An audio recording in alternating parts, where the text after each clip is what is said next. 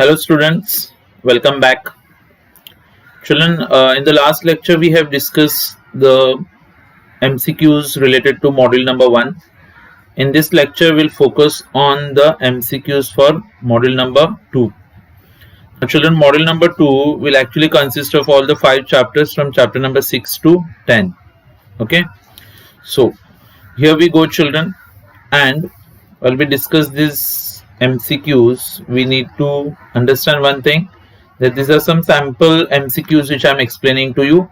You need to study more MCQ children. Okay, and as I explain to you certain questions, I will also clear up the concepts for you. Now those who have attended those online lectures and then you also have studied on your own, then you will find it a little easier. For the people who are just trying to study for the first time, it will be a bit difficult for you.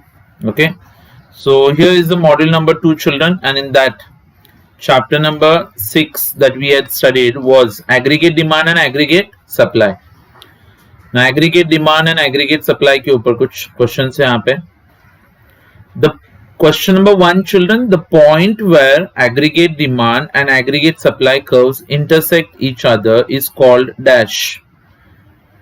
Now, if you remember children, we have derived two different diagrams, right? In the first diagram, we try to show what is called as the aggregate demand curve. Now, the aggregate demand curve children, as we know, it keeps on sloping like this. And then we also derive the aggregate supply curve, which was sloping upwards. अब इन दोनों को जब हमने intersect कराया था, so we found a curve like this children. And this particular point that we have where aggregate demand curve and the aggregate supply curve, they intersect each other. So that is known children as the point of effective demand. क्या बोला था इसको? The point of effective demand. So our answer children is what? Option A में दिया हुआ total demand. No, it's got nothing to do with aggregate supply and aggregate demand. Point number B में दिया हुआ है चलो effective demand. I think that should be the correct answer that we have. Equilibrium demand, no. Non-equilibrium demand, no. So these options are incorrect. So अपना option रहेगा point B, effective demand. Children, second question. According to Keynes, in order to increase employment, we have to increase aggregate dash. Now Keynes children, we had studied one tree diagram. एक note दिया हुआ था बच्चों लोग, जहां पे we saw how effective demand को increase करने से एम्प्लॉयमेंट इंक्रीज होता है बच्चों लोग. So if you need to increase employment, we need to increase aggregate demand. And see children, in the short run aggregate supply can not be increased, and it is far easier to increase aggregate demand in the short run, because aggregate demand depends upon that formula, if you'll remember, that is aggregate demand is equal to C plus I plus G, जहाँ पे C stands for consumption, I का मतलब था investment, and G stood for government expenditure. Now we know children that all these things can be changed. जैसे consumption बच्चों लोगों के income को अगर आप थोड़ा सा भी change कराते हो तो consumption change होता है. Rate of interest के जरिए बच्चों investments बदलता है. Government expenditure generally is considered as autonomous, जो गवर्नमेंट खुद ही डिसाइड करती है. So we need to understand children that if we need to increase employment, we need to increase aggregate demand. So चलो, your answer is point C, right? Supply can not be increase in the short run. Output and investment are irrelevant options children. Okay, now the third question that they are given there, which of the following curve is a schedule of minimum amount of proceeds required to provide various levels of employment? Children, who provides employment? It's the supplier, it's the producer. So I think this should be the answer for aggregate supply का definition आता है बच्चों लोग. Okay, aggregate demand, total spending and employment. If you just paid some attention to the two definitions that we have, the minimum amount of proceeds which one must achieve, right, and one should achieve. अच्छा, they require to achieve and they must achieve. So that's what is actually called as the aggregate supply का definition, children. Okay. So from that topic, children, we need to study that aggregate demand, then we study aggregate supply, और फिर दोनों को intersect कराते हैं हम लोग. We arrive at what's known as effective demand, right? Okay. Going towards the next module that we had, children, that was investment multiplier. Acha, or investment function. Which of the following factors consist of those motives which induce individuals to refrain from spending out of their income? Acha, suppose, for example, children, we have got subjective factors, objective factors, and economic and social factors. Children, there are people who feel that I need to save money presently and we need to save some money for the future. Now those should be some subjective factors that we have, children, which actually affect the people's motive to spend their income either at the present or they want to spend that money in the future. Suppose, for example, children, if I feel that I want to start some business in the future, तो अभी मैं क्या करता हूँ, अपना खर्चा कम करके अपना कुछ इनकम में बचा के रखता हूँ. अच्छा, मुझे लगता है कि फ्यूचर में जाके मुझे इंडिपेंडेंट होना है. Then, so what is the answer for this particular question, children? I'm repeating the question for you. Which of the following factors consist of those motives which induce individuals to refrain? Refrain is like to stop from spending out their income. तो अपना answer रहेगा बच्चों लोग subjective factors, okay, not the objective factors. Economic, social, and objective are irrelevant options that we have. Question number 2. Keynes' consumption function helps to invalidate. क्या बोला देखो? Keynes' consumption function helps to invalidate what? Number 1, Keynes theory. No, that is liquidity preference theory. बच्चों लोग यहाँ पे consumption का उससे कुछ लेना देना नहीं है. Fisher's equation, children, it's related to supply of money. अच्छा, employment theory, this is something related to aggregate demand. तो बच्चों लोग we have got something what is called as the Say's law. Say's law क्या था? That supply can create its own demand. अभी Keynes क्या बोलता है बच्चों लोग कि like people spend money because they earn money, right? So your consumption depends upon your income. अच्छा, but Say's law says that supply can create its own demand. Supply अपना demand खुद ही बना सकता है. जबकि Keynes क्या बोलता है बच्चों लोग कि like हम लोग डिमांड को इन्फ्लुएंस करा सकते हैं.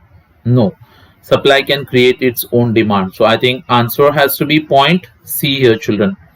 फिर MPS is the counterpart of dash. बच्चों लोग बहुत सारे कॉन्सेप्ट्स पढ़ाए थे मैंने आपको. MPC मतलब marginal propensity to consume. MPS का मतलब होता है मार्जिनल प्रोपेंसिटी टू सेव. अच्छा, then children we also had what is called average propensity to consume and average propensity to save. So APS और MPS ये क्या है बच्चों लोग? सेविंग से रिलेट करते हैं. अच्छा, suppose like for example if you remember that formula that we have, children, marginal propensity to consume plus marginal propensity to save is always equal to 1. So question में क्या दिया है बच्चों लोग? MPS is the counterpart of dash. So answer क्या आएगा यहाँ पे? MPS is the counterpart of MPC. So our answer, children, is going to be point B, marginal propensity to consume or marginal propensity to save. Okay. अच्छा, question number 4. According to Keynes, as income increases, जैसे जैसे आपका income बढ़ता जाएगा, marginal propensity to consume and average propensity to consume, they are going to option number 1, children, rise. मतलब चलो जैसे जैसे आपका इनकम बढ़ता जाएगा वैसे आपका खर्चा करने का एवरेज बढ़ते जाता है क्या कम होता है? बढ़ता नहीं है बच्चों लोगों को. तो टोटल इनकम में से जो पैसा हम लोग खर्च करते हैं, जैसे जैसे आपका इनकम बढ़ेगा तो इनकम का वो हिस्सा बच्चों हम लोग जो कंजम्पशन पे खर्च करते हैं वो धीरे धीरे क्या होता जाएगा? कम होता जाएगा. So answer is going to fall children. यहाँ पे कंफ्यूज मत होना बच्चों लोग कि जब आपका इनकम इंक्रीज होता है तो आपका खर्चा करने का जो एवरेज रहता है वो धीरे धीरे कम होता है बच्चों लोग। जैसे कि 10,000 कमा रहे थे तो आपने 8,000 रुपए खर्च कर दिए। अच्छा, जब 20,000 कमाते तो वहां पे जो एक्स्ट्रा 10,000 रुपीज आए, we do not spend that entire income. हो सकता है बच्चों लोग के लिए आपने 16-17 हजार रुपए उसमें से मतलब 14-15 हजार रुपए खर्च करते ज्यादा saving, because as your income increases we tend to save a part of that increased income, और उसकी वजह से आपका खर्चा करने का टेंडेंसी बच्चों लोग धीरे धीरे कम होते रहेगा। सो राइज गलत है बच्चों लोग, रिमेन्स कांस्टेंट भी गलत है, 0 is also wrong here. Okay, अच्छा, then going towards our next chapter children, that was related with some investment part. Investment will be in equilibrium when dash becomes equal to the given current rate of interest. तो बच्चों यहाँ पे एक favourite word है जो ज्यादातर answers को form करता है, and that is something what is termed as marginal efficiency of capital. क्या बुलाते हैं? Marginal efficiency of capital. तो बच्चों लोग it's the actual profit rate that we have ना, कि लाइक तुम्हारा एक्चुअल प्रॉफिट रेट क्या है और करंट का रेट ऑफ इंटरेस्ट क्या है बच्चों लोग। तो जब करंट मतलब आज में मार्केट का rate of interest plus marginal efficiency of capital का रेट ऑफ इंटरेस्ट जो होता है बच्चों लोग, when they both become equal then we say that investment is in equilibrium. So here our answer children is marginal efficiency of capital. Okay, so savings is wrong, profit is also not related, if none of the above is also incorrect. फिर marginal efficiency curve क्या होगा बच्चों लोग? marginal efficiency curve, it actually slopes downwards. marginal efficiency curve downward slope करता है बच्चों लोग। so ये उसका स्लोप आपको पता होना चाहिए। रिमेन्स कांस्टेंट गलत है, अपवर्ड्स भी गलत है, does not change is also irrelevant, so your answer is point B, slopes downwards, marginal efficiency of capital. अच्छा, question number 3, marginal efficiency of capital refers to what type of return from an investment that is expected rate of profit। मतलब जब बच्चों हम लोग business में कुछ भी पैसा इन्वेस्ट करते हैं तो हम लोग को पहले ही कैलकुलेट करना पड़ता है कि लाइक हमारा एक्सपेक्टेड रेट ऑफ प्रॉफिट क्या है, कि हम लोग क्या एक्सपेक्ट करते हैं कि जो मैंने पैसा इन्वेस्ट किया है उसमें से मुझे कितना रिटर्न मिलेगा। That is what is called marginal efficiency of capital. Actual profit नहीं है बच्चों लोग ये। अच्छा, एक्सपेक्टेड रेट ऑफ इंटरेस्ट भी नहीं है, and none of the above is also incorrect. Okay, अच्छा, and then finally children we had the topic related to multiplier. अभी जहां तक मल्टीप्लायर की बात है तो क्वेश्चन नंबर पहला जो यहाँ पे है मल्टीप्लायर का formula, if you remember, that is K is equal to change in income due to change in investment. क्या सिखाया था मैंने आपको कि गवर्नमेंट अगर 1 करोड़ से इन्वेस्टमेंट बढ़ाता है और उसकी वजह से लोगों का इनकम बच्चों अगर 2 करोड़ से बढ़ता है तो हम लोग बोलते हैं कि लाइक मल्टीप्लायर का वैल्यू कितना आता है? 2। It means government ka investment has multiplied twice and it has become how much? 2 crores. So question number 1, if a part of an increase in income is spent on imports, the value of multiplier will dash. आपको अगर याद आ रहा है तो मैंने आपको एक answer पढ़ाया था बच्चों लोग, that was called as leakages in the working of multiplier. क्या था question? leakages in the working of multiplier. Leakage का मतलब क्या होता है बच्चों? कि आपका इनकम बढ़ता है लेकिन फिर आप उसको खर्च नहीं करते हो, उसकी वजह से फिर वो मल्टीप्लाई नहीं हो पाता। सो आपका इनकम बढ़ गया लेकिन फिर आपने क्या किया? आपने फॉरेन से कुछ गुड्स को इंपोर्ट करा दिया बच्चों। अभी इंपोर्ट कराने से फिर पैसा फॉरेन कंट्री में चला जाएगा। Is it going to increase our country's multiplier? No. So that is why children here we say that multiplier is going to be low. वापिस से रिपीट कर रहा हूं मैं बच्चों, आपके पास आया हुआ पैसा अगर आप बाय चांस फॉरेन से कुछ गुड्स इंपोर्ट करने के लिए यूज करोगे तो मल्टीप्लायर हाई नहीं होगा, नॉट चेंज भी नहीं है बच्चों लोग, इंक्रीज नहीं होगा, multiplier is going to be low. क्यों? क्योंकि बच्चों लोग अपने देश का पैसा बाहर जा रहा है तो बाहर के देश में वो मल्टीप्लाई होता है, not in our country. Second question children, the value of multiplier is inversely related to dash. Value of multiplier is inversely related to dash. अच्छा, इनवर्स का मतलब क्या होता है? चलो, तो यहाँ पे दो कॉन्सेप्ट्स है, एक एमपीसी और एक होता है चलो एमपीएस। एमपीसी मतलब चलो क्या होता है? It's nothing but change in consumption due to change in income. और एमपीएस क्या होता है?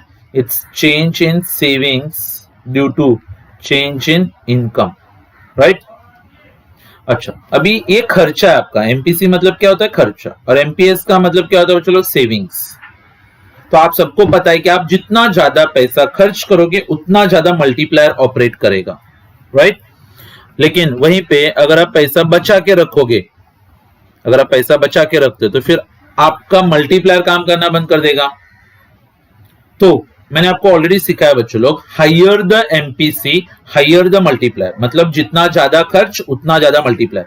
मैंने आपको एक एग्जांपल दिया था अबाउट कोई भी एक गार्डनर है, किसी स्कूल में काम के लिए जाता है बच्चों लोग, वहां पे अभी देखो कैसे कि अगर मैंने अपने बच्चे का स्कूल का फीस पे किया बच्चों 10,000 रुपीज, अच्छा, तो स्कूल ने क्या किया बच्चों, वही 10,000 रुपए उठा के उनके वहां पे कोई पियून काम करने के लिए था, उसको पे कर दिया। दूसरी बार खर्च हो गया, वो पियून घर पे जा रहा था, उसका कुछ ग्रोसरी परचेस करना था, उसने वो पैसा खर्च करके फिर वो घर पे चला गया बच्चों। तो 3 बार पैसा खर्च हो गया, तो मल्टीप्लायर का वैल्यू कितना आता है? 3 है 10,000 रुपए। काम कितने का करते हैं बच्चों लोग? 30,000 रुपीज का काम करा।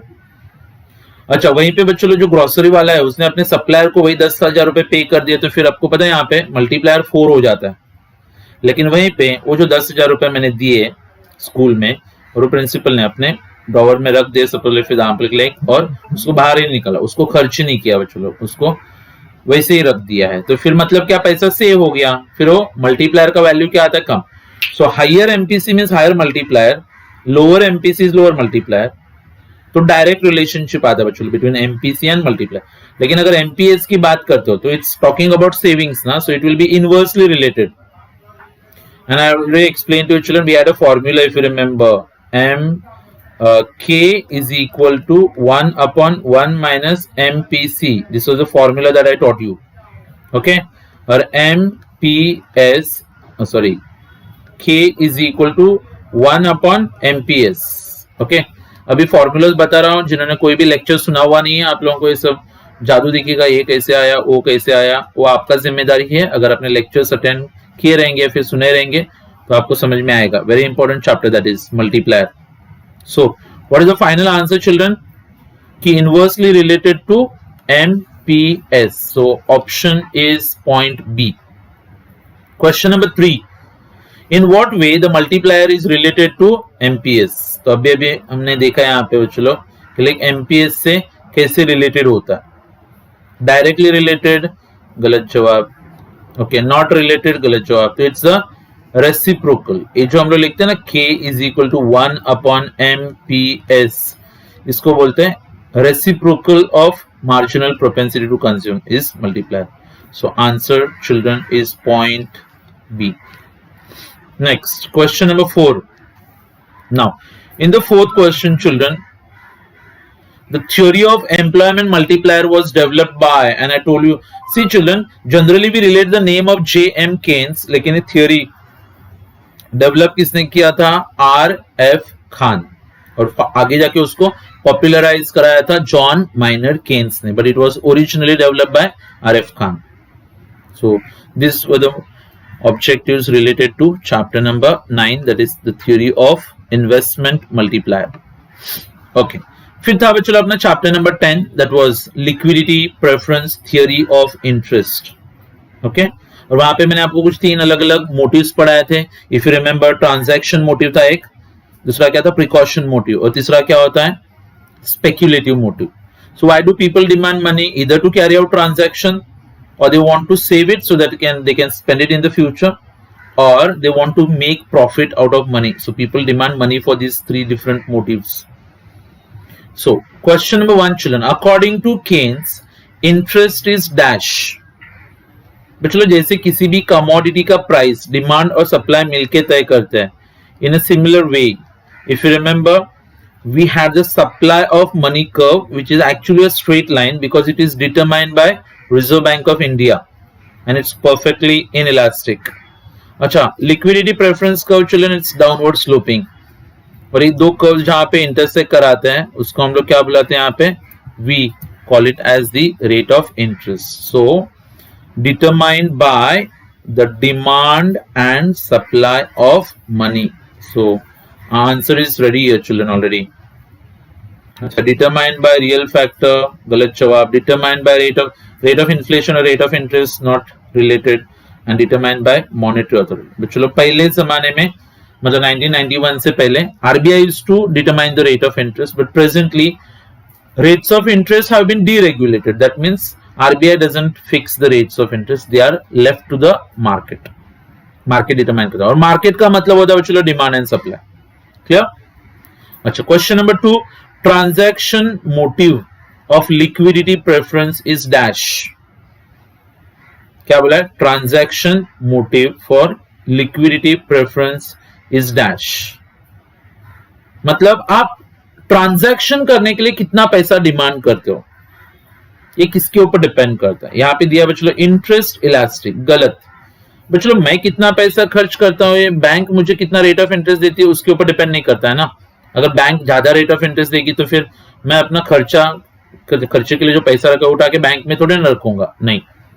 बी में क्या दिया, income in elastic, does not depend upon income. ये भी गलत ऑप्शन है बच्चों लोग. It depends upon income. अच्छा, इधर जो दिया ना, it is interest in elastic, ये सही जवाब है. Because the demand for money for transaction motive children is not depended upon rate of interest, right. अच्छा, none of the above would actually be the wrong option that we have. The third question, precautionary demand for liquidity is determined by dash. आप precaution के लिए कितना पैसा रखते हो, किसके ऊपर डिपेंड करेगा. चलो, प्रिकॉशन के लिए कितना पैसा रखते हैं, ये obviously children it is going to depend upon your income. मतलब people generally have a tendency to keep aside a part of their income so that they can use it for some unforeseen contingencies. चलो, life future certain होता है क्या, uncertain, uncertain. अभी हम लोग कितना पैसा ऐसा बचा के रखते हैं फ्यूचर के लिए, वो किसके ऊपर डिपेंड करेगा, इनकम के ऊपर. कि जिनका इनकम कम होता है वो लोग प्रिकॉशन के लिए कम पैसा रखते हैं, जिनका इनकम ज्यादा है उन्होंने प्रिकॉशन के लिए ज्यादा पैसा रख दिया. It does not depend upon rate of interest. Bond के प्राइसेस के ऊपर डिपेंड नहीं करता है, रेट ऑफ इन्फ्लेशन भी नहीं. सो answer is point D. Question number 4, at a very low rate of interest, the liquidity preference curve becomes dash. At a very low rate of interest, the liquidity preference curve becomes dash.